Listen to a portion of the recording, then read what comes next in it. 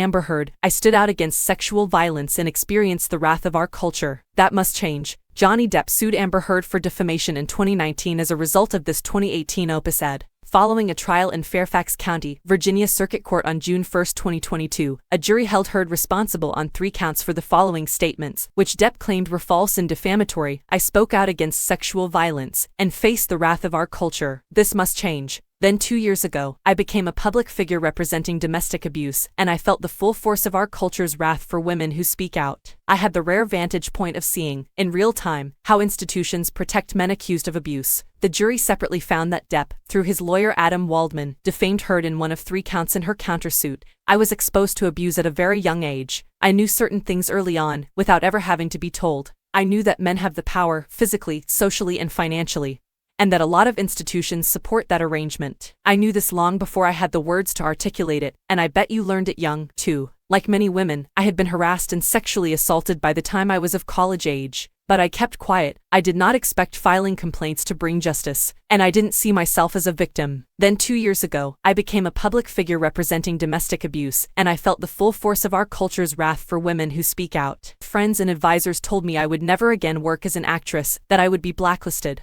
A movie I was attached to recast my role. I had just shot a 2-year campaign as the face of a global fashion brand, and the company dropped me. Questions arose as to whether I would be able to keep my role of Mera in the movies Justice League and Aquaman. I had the unique opportunity to observe how institutions shield guys accused of abuse in real time. Consider a powerful guy to be a ship, similar to the Titanic. That ship is a massive undertaking. When it hits an iceberg, many people on board are frantic to patch up holes, not because they believe in or care about the ship, but because their own lives depend on it. The #MeToo movement has educated us in recent years about how power works, not just in Hollywood, but in all types of institutions, businesses, places of worship, or just specific communities. Women face these males who wield social, economic, and cultural dominance in every sector of life. And these institutions are beginning to change. We are living in a transformative political era. More than a dozen women have accused our president of sexual misconduct, including assault and harassment. Outrage at his remarks and actions has galvanized a female-led resistance. #MeToo sparked a discussion about how deeply sexual abuse affects women in all aspects of our life. And, last month, more women than ever before were elected to Congress, with a mandate to prioritize women's issues. Women's indignation and desire to put an end to sexual abuse is becoming a political force.